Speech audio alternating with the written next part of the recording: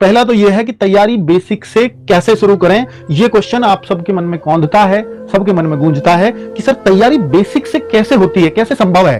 तो अगर मैं बच्चों बताऊं कि जब आप मान लीजिए अभी पहली बार कंपटीशन में उतरे हैं, चाहे आपको कोई भी एग्जाम देना हो, एसएससी का तो स्पेशली मैं एसएससी के एग्जाम या मैं किसी और एग्जाम की बात कर रहा हूं, तो आपको मैथ, रीजनिंग, जीके और हिंदी या इंग्लिश, ये कुछ सब्जेक्ट्स हैं, अगर आप इनको कवर कर लेंगे तो आपके स्टेट की पुलिस में भी भर्ती हो जाओगे, आप सेंट्रल की भर्तियों में भी आसानी से सिलेक्शन ले जाओगे।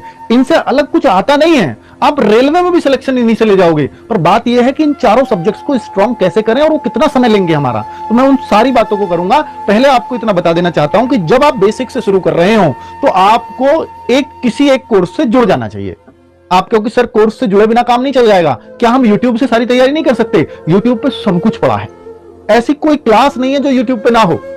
पर यूट्यूब पे समझ में सिर्फ उसको आएगा जिसने पहले कुछ तैयारी कर ली हो, क्योंकि वरना बच्चे को यही समझ नहीं आता कि क्या पढ़ूं और क्या छोड़ूं या क्या ना पढ़ूं, ये सेलेक्ट करवाना बहुत मुश्किल है किसी भी नए बच्चे के लिए। तो इसलिए आप सबको सलाह है कि अगर आप शुरुआत कर रहे हैं और एकदम बेसिक से जानना चाहते हैं, या आपने पहले कभी कोई बैच लिया था पर कभी उसको पूरा नहीं पढ़ पाए हो, तो मैं आप सबसे कहना चाहूंगा कि एक बार एक बैच को तसल्ली से कवर अप कर लीजिए, चाहे आप मैथ्स को, चाहे उसकी रीजनिंग को, चाहे जीएस को, चाहे हिंदी या इंग्लिश, जो भी आप पढ़ना चाहते हैं उससे। तो एक बार तो आपको बैच से एकदम अच्छे तरीके से, बिल्कुल ईमानदारी से कंप्लीट करना चाहिए। और मुझे लगता है कि इसमें सिर्फ 3 और 4 मंथ्स लगते हैं। अगर एक बार आप ये कर गए, इसके बाद सिर्फ प्रैक्टिस है, सिर्फ प्रैक्टिस, फिर आपको कोई बैच लेने की नीड पड़ेगी नहीं। और प्रैक्टिस सारी यूट्यूब से हो सकती है, सारे मॉक टेस्ट से प्रैक्टिस हो सकती है। फिर इसके बाद ना किसी बुक की जरूरत पड़ती है, ना किसी बैच की पड़ती है।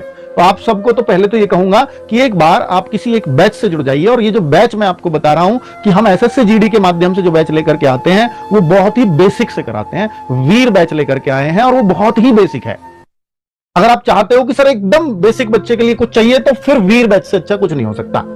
आप क्योंकि सर इसके फॉर्म तो एसएससी जीडी के अक्टूबर में आएंगे, तो क्या अक्टूबर तक ऐसे ही पढ़ते रहे? हाँ, ऐसे ही पढ़ते रहो, क्योंकि बच्चों जनवरी में एग्जाम होगा और अक्टूबर में मैंने पढ़ाना शुरू करा तो आप फिर सेलेक्ट नहीं हो पाओगे। मैं हमेशा कहता हूं फॉर्म आने के बाद फिर इस साल वाली 27 वाली तैयारी मत करना, फिर 28 वाली करना।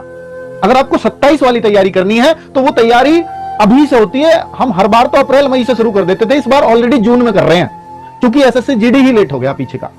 और फिर भी बहुत टाइम है, 3 से 4 महीने में सिलेबस कंप्लीट हो जाएगा। फिर अगले जो आपके 5-6 महीने मिलेंगे उनमें सिर्फ प्रैक्टिस ही करेंगे हम, तो इसलिए चिंता वाली कोई बात नहीं है।